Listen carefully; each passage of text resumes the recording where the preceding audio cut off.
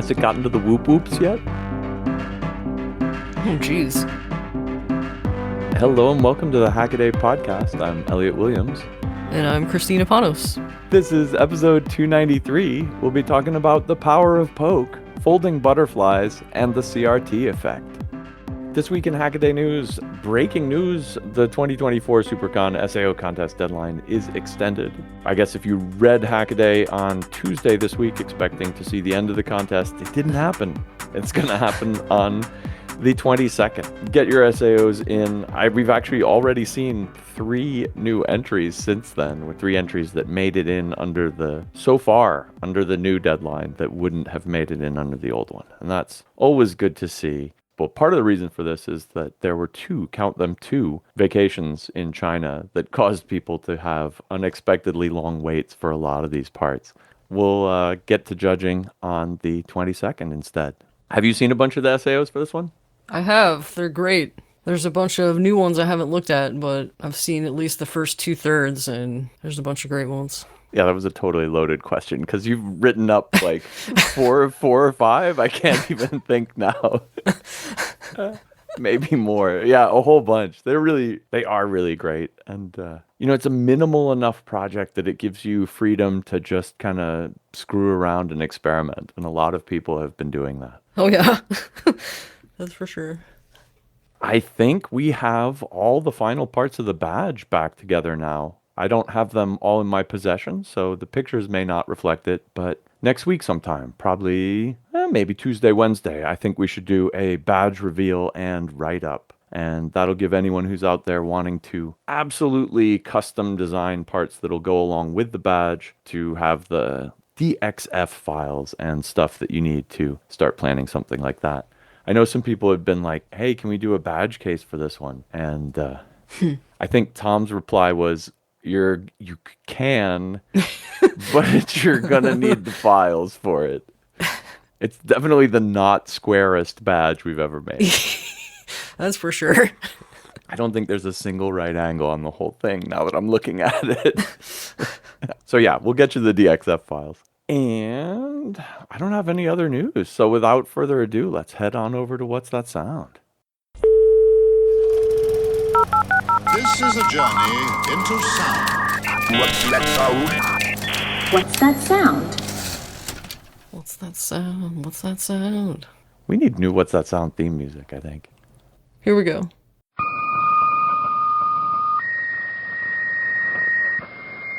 Whoa.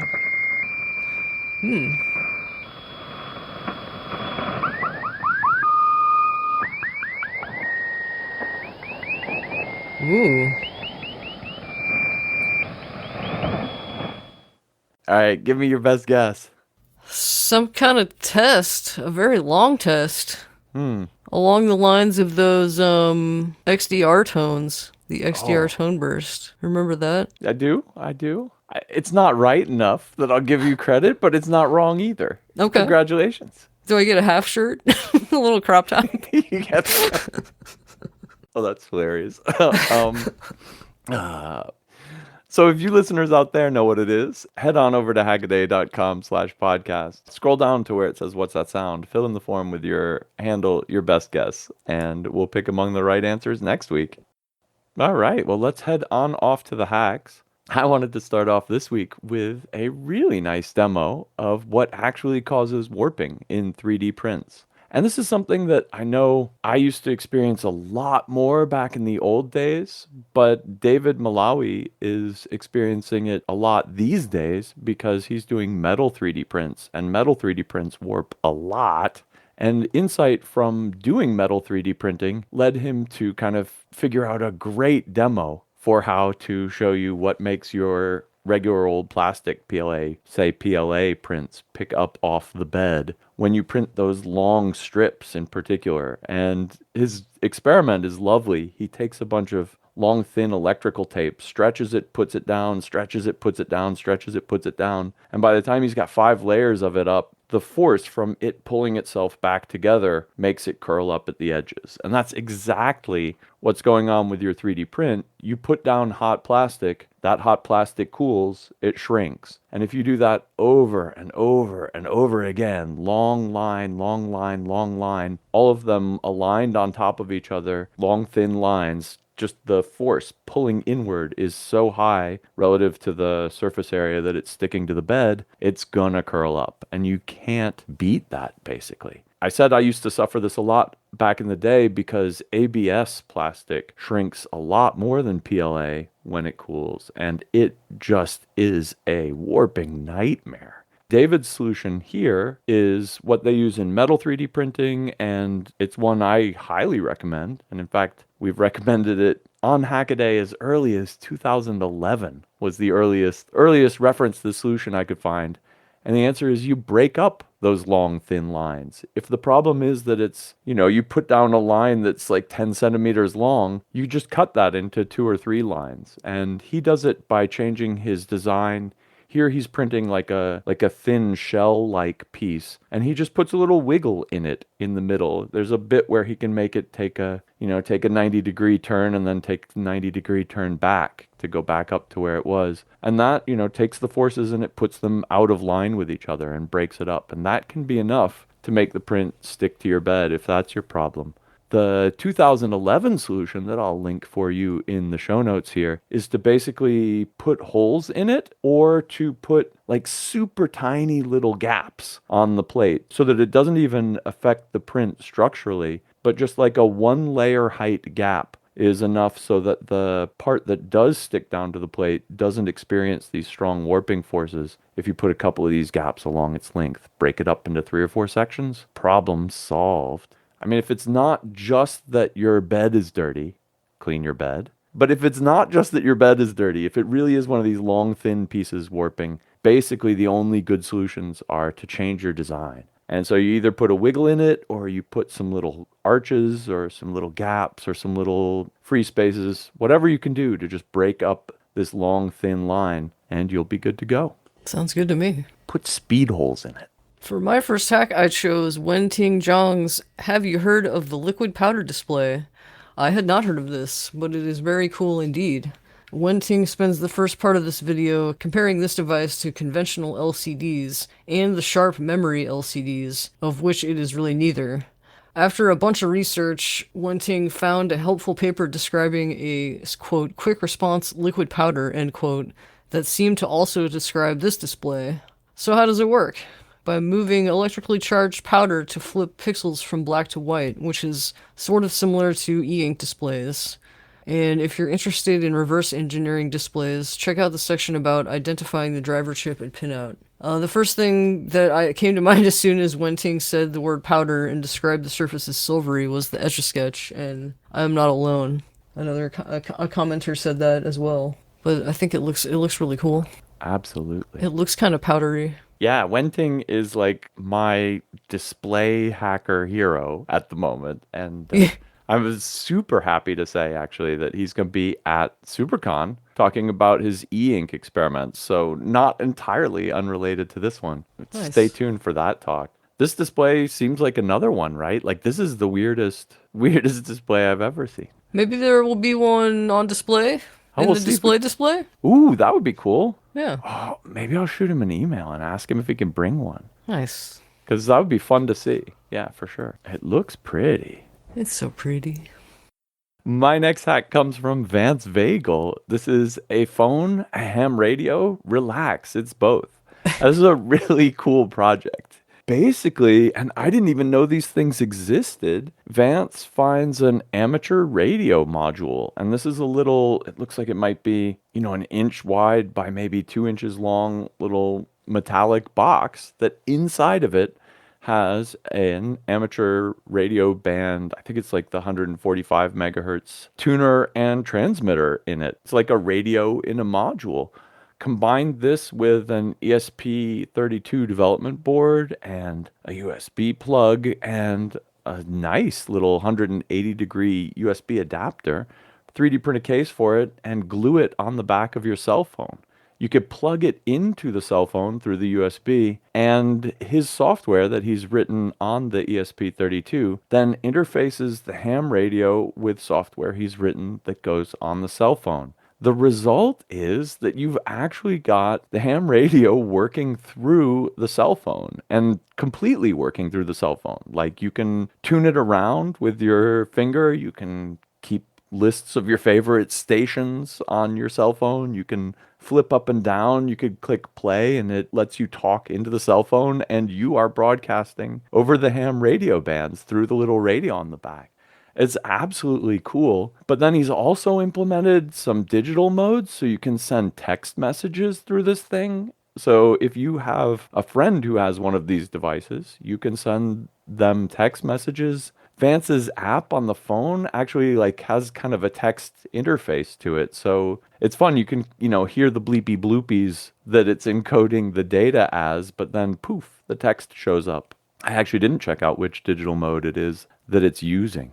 That's just a really cute idea and the perfect blend of radio and cell phone. It uses a lot of the smarts of the cell phone to do things that turn the little entirely dumb, entirely screenless little radio module into something that is so easy to control, easy to use, not just an audio radio, but also a text radio. Really, really, really cool project. Because it's using a licensed ham frequency, you need a license to run this thing. But Vance, KV4P, is obviously a licensed ham radio operator and is using it to check in with like the local repeaters and stuff like that. You can record audio. It's just got all the bells and whistles. Completely open source, probably costs about $30 to buy the various parts for it. Really nice 3D printed case design. Double-side sticky tape it to the back of your phone, and nobody will know that your phone isn't the most powerful portable ham radio,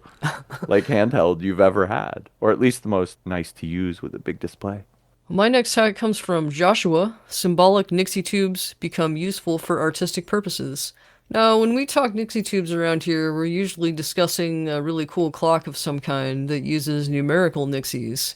But did you know that other Nixies exist? There's, for instance, the IN-7, which displays several symbols. It's normally used in instrumentation together with the numerical IN-4 tube to show unit symbols. It can display omega, plus, pi, lowercase m, uppercase a, dash, uppercase V, uppercase K, and tilde. And as you'll see in the image, Joshua used 4 IN-7s to make a make sign for a makerspace, using the capital M for mega, A for amps, K for kilo. But how do you make the E? Well, he turned the tube 90 degrees and approximated it without lowercase m. Doesn't it look cool? Oh, not bad. Yeah. Of course there were these things, right? Because, if you had to make any kind of bench equipment back in the day and you needed to display the numbers, you needed something that was going to have, mega ohms and kilo ohms and whatever. And now that I say ohms, that's the coolest symbol on the whole thing. I'm looking through the picture there and it's got, it's got volt, it's got the little DC waveform. It's got a kind of the pi could be like pi-er. But the omega is really pretty. It's super round. Got nice little feet. That's the one I want. Turn it into a little spaceman or something. Nice. But yeah, super Nixie tube. Spaceman. I love Lewin's comment that this reminds him of his misspent youth writing silly words on scientific calculators using only the available Greek characters. That's pretty good. A step above using the digits and turning it upside down. Correct. Oh, kids. Yeah, kids. Sure, kids. Well, my next hack is a video from Linus Ekesson, Linus live codes music on the Commodore 64. This is done entirely in Commodore 64 BASIC, entirely live, and he talks about how he does it in the video. It completely harnesses the power of poke. And poke is the command, if you haven't played around with these old school computers, that basically puts any number in any register on the computer, period. And what's fun about the Commodore 64 and these kind of old retro computers is that basically everything was memory mapped. And so if you put a value at a particular memory location, boom, it appears on the screen. Or you put it in another memory location, it makes a click on the speaker. Or you put it in another memory location and it sets up an interrupt register to run a subroutine at a certain time. et cetera, et cetera. There are all sorts of fun things you can do with kind of the raw computer using Poke that you can't do with stock BASIC. And so he ends up writing a synthesizer, sequencer, and editor for the sequencer, all of it using basically the power of Poke.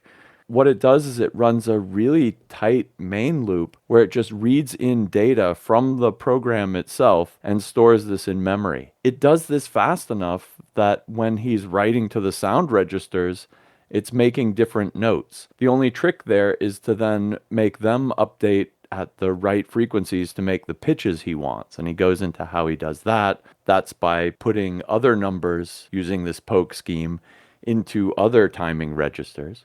And then the whole thing just loops around. So basically, all the music that he makes is data that's inside the program, and it's just values and register addresses that the big Poke loop is then going to throw into the computer as it's running. The upshot of this is that he then writes a sequencer using the kind of inbuilt BASIC editor. So he's editing lines of his own code that he's made to look like bars, 16 steps in the music that he's got. And every time he types an A in here, it plays this note at this beat. And he's got 4 voices and a little drum voice too.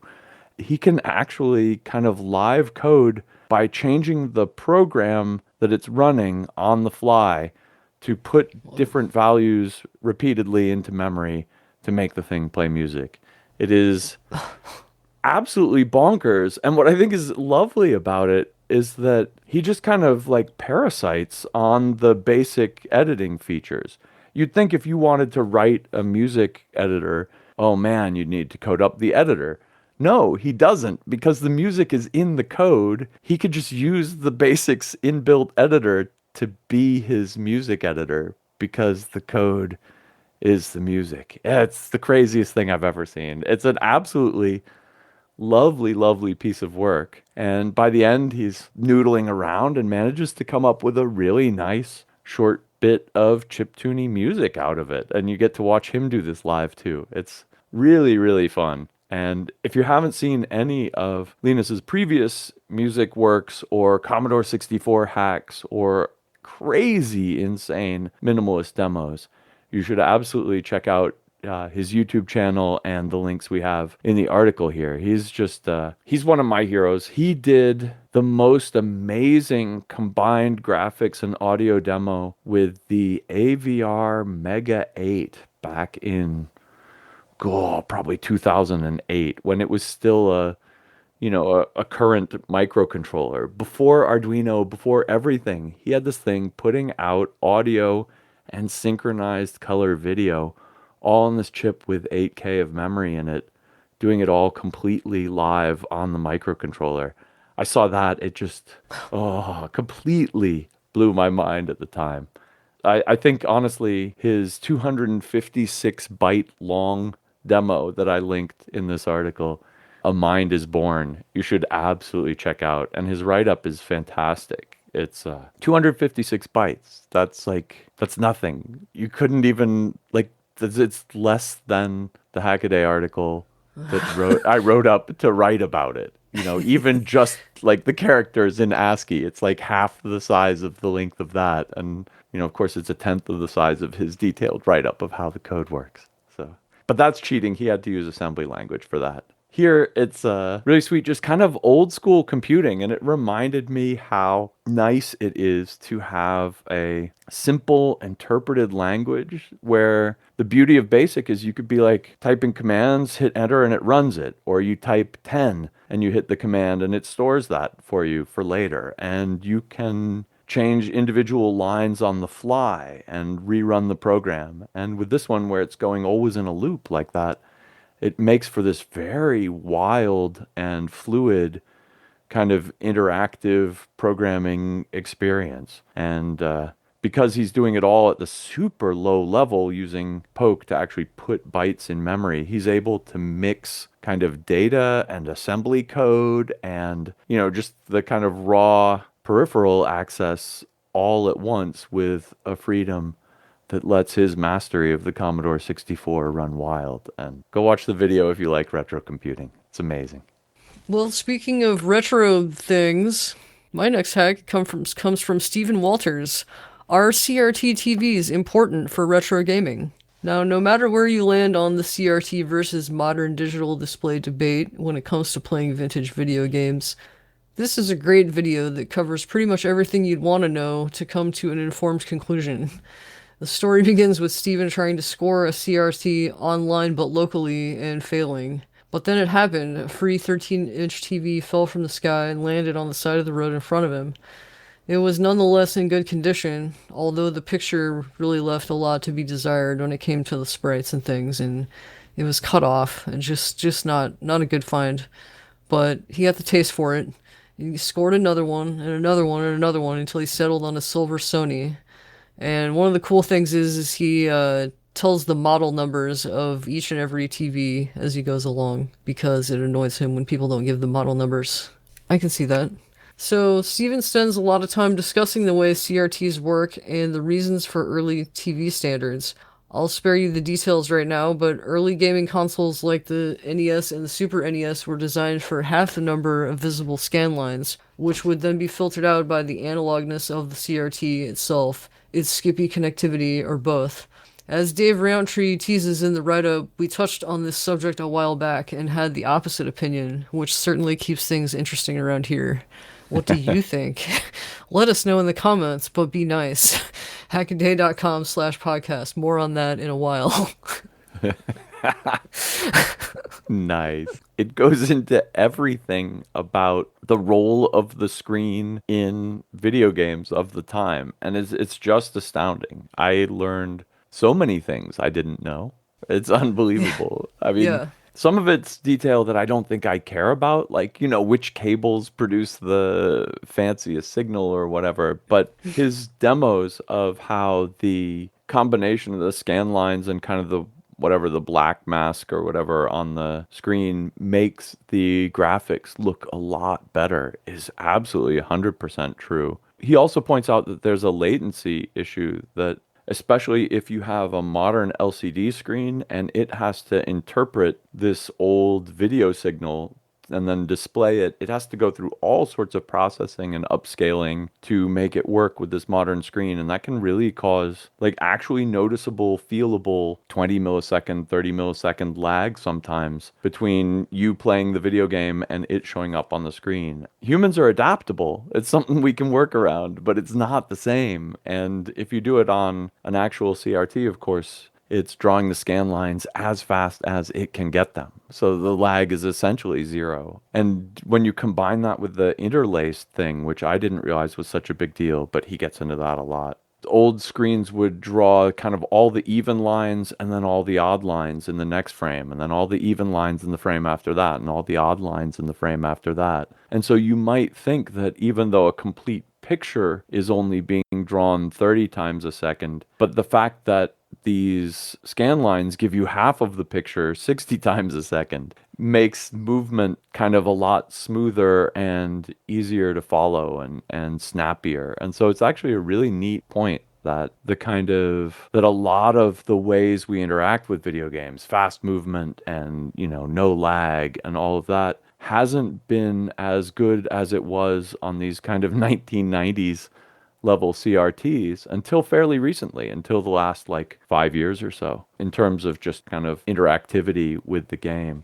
Yeah, if you're talking resolution, of course the modern ones just absolutely blow it away. But his point is that if you play these old low resolution games on the monitors that they were designed for, it actually looks totally playable. And the demos there are just, he ABs playing God of War on an LCD and then on an old monitor and then on an LCD using some emulation to do the old monitor stuff. And it's really stunning. It's a very convincing argument that, if you're a serious retro gamer and you have the space, you might want to pick up a nice CRT to play on.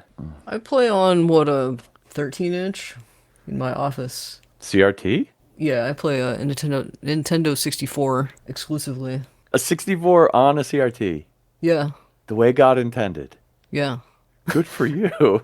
So are you, so wait a minute. So are you in this guy's camp? I would say so. Did you buy everything he's putting down? I find the video very intriguing. I did not have the time to watch the whole thing. I think it's an hour, this one. Is it? I was watching it in the background, but But it's yeah. very engaging, and I intend to finish it. So we're going to find out. I do think he makes the point very well that it's not just nostalgia, and it's not that the lower resolution is what you want. It's the combination of everything, of all the technological limitations and capabilities that these games were written for. They were actually written for that.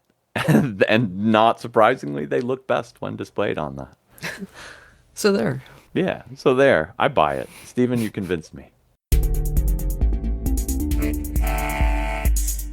So my first quick hack comes from Kevin Bates, who's the man behind the Arduboy project, and this one is a special award that he wanted to give out during an Arduboy FX Game Jam. And what he made were little handheld Arduboys in the shape and size and absolutely stunning graphics of an old school cassette tape. And you know that little window where you could see the reels through? It's got an OLED screen on it, and it's got cap touch pads for up, down, left, right, and select and start or whatever. But what absolutely steals the show, I think, is the lovely full color printing on the top of the screen. He's got full color silk screen on the top, and it's just stunning looking. So, you know, a marvelous piece of engineering. It's a little handheld video game. It's exactly the size of an old cassette. It looks really cool, and it plays the games that the people he's giving this to, you know, as a prize, have just written video games for. So imagine how cool that experience is. If you've just spent like, you know, a weekend working on a game for this platform, and then he comes up and he's like, here, you win. You can now play it on this. It's absolutely lovely. Next up, Ted Kinsman is a professor at RIT and is teaching his class to use an Arduino to trigger a flash with sound. And there's just a fantastic collection of pictures of them popping balloons, with the balloons in mid-pop. You know, clever backlighting makes the talcum powder that fills the balloon into beautiful explosions. Some people put things on the balloon and popped it. Like there's a picture of a banana in midair because the balloon popped out from underneath it. Really, really fun with high-speed flash photography here. But the tech is actually really easy to use too. It's just an off-the-shelf microphone module, an Arduino, and a relay to fire the flash off with. A lot of people came in the comments and said, an Arduino in the middle, that's overkill. You could make some kind of analog circuit to do this. And yeah, of course, that's totally true. But these days, isn't it actually easier to just take a cheap little $2 Arduino and put it in the middle? I think the answer is yes. And you also need to kind of calibrate these things out very precisely, because the speed of sound and how far away the microphone is from the popping balloon are important parameters for determining exactly when you want the flash to go off. And getting that right is a lot easier to just code in software than it is to like twiddle some knob on a potentiometer that makes the 555 circuit go. I don't know. It's, you know, these days everything's easier to do digitally. I'm all for it. But the results speak for themselves. It looks like the students had a hilarious time and learned something to boot. Last up, Steph, the cleverest hack of the week. Your battery holder is also your power switch with toggle slot. And this uses one of those little coin cell battery holders that's basically a bar or horseshoe or something that goes over the top of it. And she has two pads on the PCB itself. One of them is connected and the other isn't. And so you can slide it up into the top place and your device is on. Slide it to the bottom, the unconnected pad. The battery stays in place because it's held together by the clip and the little bump on the pad, but none of the power flows anywhere. It's really, really a cute idea. It costs absolutely nothing to add to your project if you've already got a coin cell and a coin cell holder in there, but it lets you turn the coin cell holder into an on-off switch.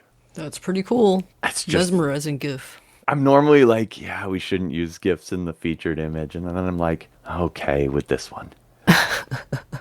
My first quick hack is mapping a fruit fly's brain with crowdsourced research. This comes from crowdsourced research. Figuring out how brains operate is hard work, yo.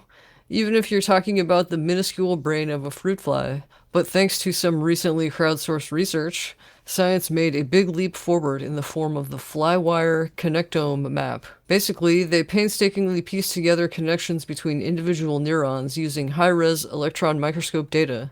They used algorithms, yes, but also validated the results with human volunteers who employed a game-like platform called iWire. Flywire. iWire. Get it? Also, this map looks like a reverse playoff bracket of some kind, with 2 winners. Next up is Michael Mayer's Portable Pi Palm Top provides plenty. Now, this is a really great looking palm top that, as Jenny says, we'd be happy to take on the road ourselves.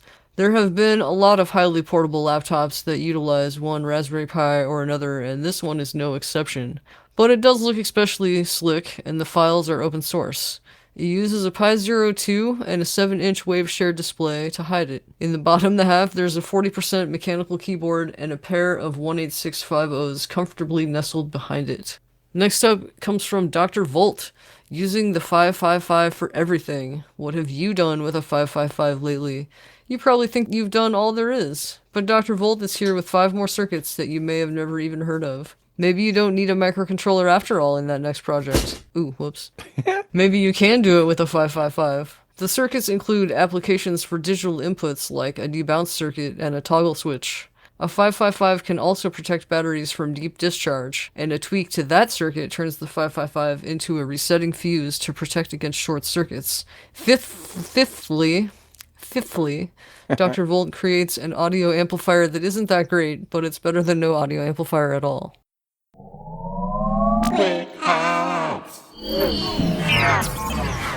All right, well, that brings us to our can't miss articles. These are long form pieces written by our fantastic Hackaday writing staff. And this week, I wanted to pick Fantastic Me. If you can't say anything nice, was an article I wrote for the newsletter last week. And basically, we'd had a tough week in the comments, and I was venting a little bit, and maybe I shouldn't have been. But we also had a fantastic week in the comments section. And what I kind of wanted to get across in this article was, we get people who are like, this project is a turd. And that was literally one of them. And I deleted that comment because that is a useless comment. We were talking about kind of comment moderation among the editors and, what we should do. And I was just so beat down by a whole bunch of negative Nancy's that I was like, I'm going to shut the comment system down. But of course we weren't going to. But I was in a bad mood and then stumbled on some other comments, like one in Maya's where it's an orbiter that's now orbiting the moon. She mistakenly said that it was going around the Earth-Moon Lagrange point, that it was orbiting around there because she read it on Wikipedia. And her article about the Lagrange points is really cool. You should go read that if you want to learn some orbital science. It turns out this mission did kind of go out into a transitory orbit around that Lagrange point before it settled in around the moon. And the person correcting her in the comments was none other than the lead of science instruments on this very, whatever it is, lunar observatory in question. So he knows. he knows where his satellite is, right? So, but that's the kind of comment that I just love on Hackaday, both because, there was an error in Wikipedia and Maya took it at face value, and someone who knows better than anyone is A, reading Hackaday, which is super flattering, and B, spends the effort to come in and say, hey, there's something wrong here. And, this is like one of those well actually comments, except when it's well actually from the instrument lead on the space probe in question, you kind of got to give it to him, right? I kind of wrap this thing up saying, look, we get these bad comments. It really drags us down to have to delete them. Why don't y'all just be nice? And then we can have the really great comments and fewer of the lousy comments. And so people started posting responses to this. And then somebody got angry, I think. If I were guessing, I would guess it was the turd poster guy. Got angry and started mass reporting all of the comments to this article. And so all of the comments that anyone made to this article started disappearing. And everybody thought that we were going off the rails and censoring everybody. And it was really horrible because people would be like, I don't mind negative comments when they're constructive. And then this comment would get deleted. And then that person would post back, hey, why'd you delete my comment? And then that one would get deleted. And then they'd post back, what the heck? This is totally crazy. Hackaday's gone mental. And then he would delete that comment, right? And so poor Al Williams and Adam Fabio were weekend editors, noticed that this was happening. There were 1,000 comments in the moderation queue before they got done with it. I think they had managed to catch it when there were like 300 at first, and then they were just triaging them as they came in.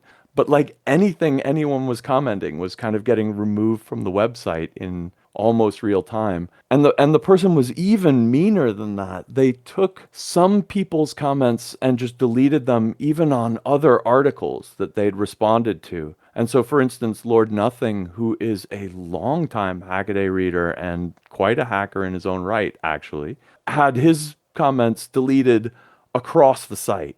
And so like hundreds of comments were taken off. And of course, he's like, what are you guys doing? And so there's this whole hubbub there. And, meanwhile, Al is typing, undelete, undelete, undelete as fast as he can in the back end here. What a mess. And so if you want to have a good time, you can read through the comments of this article. There are 396 of them. And like a good 70% are people angry at us for deleting their comments when we weren't deleting their comments at all. Some dude was reporting them from enough different IP addresses that they were being sent back to moderation, which makes them appear as if they are removed from the site, and they are until a human editor gets through and says, oh, this comment's not a problem, and sends it back. Boy, there's your look behind the screen. But what also comes out of this is just an absolutely fantastic discussion of the various ways other different websites organize their comment systems to try to foster healthy discussions. Because this is the problem, right? Like, we want the comments that are really smart and really informative and really constructive and will help the hacker to better their project. We want those to kind of percolate up to the top and everybody to see them. But at the same time, if somebody says something that's just kind of simply unpopular, we don't want that to necessarily get minimized or blown away unless it's outright rude, in which case we do want it to get minimized because being mean's no good. But it's really hard to design a system, and people brought up Slashdot, they brought up Reddit, where they have kind of voting systems, and we can't implement something like that, as far as I know, with the resources we have, because what we do that those places don't do is also allow anonymous posting and totally anonymous posting. And that's also important because we don't want the smart, high-value commenters to have to register to be able to say something smart. If you are, the science lead on some spaceship, I want you to just be able to say type, enter, and let us know what you want to say with as minimal hurdles to jump through as possible. I don't want you to have to go off and sell your identity to Discus or something. And so we've got that tension with us, that if you allow anonymous upvoting, downvoting, you kind of open the floodgates to people who are going to game the system with that. I don't know. I don't think there is a perfect solution. And I think our kind of imperfect solution is we look at the comments as often as we can. We don't delete everything that we maybe should because we simply just don't have the time. But at the same time, we don't prevent people from saying things if they really want to, which is also important. And so we're kind of in this weird middle ground right now. But man, a whole bunch of people had some really great ideas for, what an ideal comment system would look like at Hackaday. I don't know if we can implement it. I know that a few years back, we looked into a system that looked really, really good and then didn't pass security review because it had a bunch of cross-site scripting problems with it, and we couldn't go through with it. And that was really heartbreaking because I think Mike had spent a month researching this, basically, and working on it in his free time and got it up and running on the dev server. And then we just couldn't greenlight it because it was a security nightmare. We also face that kind of constraint, just so that y'all know. But we hate censorship, but we also hate people who rag on the people who do the projects. Because the people who do the projects are like, yay, I got featured on Hackaday, and they're super excited and they want to show people. And then if you scroll down through the comments and everybody's like, it's blue, I don't like blue, I wish you painted it black. It's like, these kind of not even strictly negative. They're not abusive. They're just kind of Eeyore, complainy, nothing comments. Just bring people down. And I think that's not the Hackaday.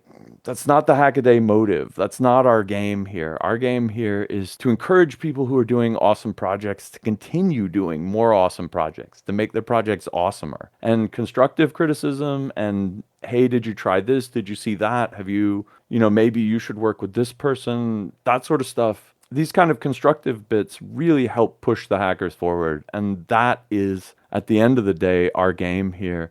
And that's the goal of the comment system, is to let you all out there who are reading Hackaday, who know more than anybody else on the internet, who, can say the things and have the insight and have done similar projects and can help push the people who did the original hack, help push them along and make their lives and their hacks better. And that's what we're all about. And that is, at the end of the day, the point of the comment section. Well, as long as we're tooting our own horns, I suppose. I chose mine as well. I chose Keeping with Kristina, the one with the folding butterfly keyboard, which I think is the title. Well, first up is an awesome business card keyboard from Ricardo Daniel de Paula. This I.O. project must have been created right after the business card contest, because it wasn't entered into it, but it would have been a very worthy contender, in my opinion. It's a fully functioning capacitive touch keyboard that uses the CH582M microcontroller. Ricardo started off with the CH32V303 because it does USB 2.0 and has 16 capacitive touch channels, but the CH582M is even cheaper and does Bluetooth to boot. Ooh. Yeah. Next up is the Butterfold, that's how you say that, a folding evolution of the Butterfly keyboard by Solidus HAL. You've really got to see this one in action in the GIF on GitHub. While you think those are Kaiwa chocks, they're actually Cherry MX ULPs, that's ultra low profile. And I'd really like to get my hands on some. Solidus HAL says they feel nice and have a tactile bump to them, but doesn't have a comparison for chocks. Unfortunately, there aren't any really great sources of ULP keycaps just yet, so you'll probably have to print your own, as long as you have an SLA printer. Now we've come to the centerfold. Ah, the centerfold. Let's just take a moment to appreciate those Spectrum ZX keycaps, shall we? And that cloudy translucent red case, too. This is a Locust keyboard with unpronounceable silent tactile switches, and GMK CYL ZX keycaps. I wish I could tell you what desk mat that is, I really do. I mean, my searches for Apple Rainbow Desktop were fruitless. Rip shot. Now on to the historical clacker of the installment, the Salter No. 5. Now this wasn't invented by someone named Salter, rather it was sold by the Salter Family Corporation. It was invented by one James Samuel Foley in 1892. It has a 3-row keyboard with 2 shifts, one for uppercase and one for numbers, which was pretty standard at the time. Altogether, it has 28 keys that can produce a total of 84 characters. And while the Salter No. 5 wasn't a blind writer, one did have to sit up straight in order to see what they were typing over that curved shield. I find it interesting that the early No. 5s used an ink pad instead of a ribbon. I don't think I've heard of that being used outside of index typewriters. And I'll put a link in the show note to index typewriters, but essentially those are like label makers where you select one letter at a time. Finally, we have Matt Cody's updated Japanese input macro pad, the Canacord Plus keyboard. I've written about this keyboard before, the old one, and I'm just excited about it as I was then. If you've ever done dual language input on a computer, you know how old it can get switching between languages.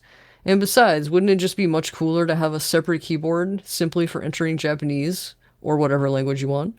This updated version supports an incredible 6,165 kanji and 6,240 of the most common Japanese words. All of this is on top of all the kana characters that it already supported.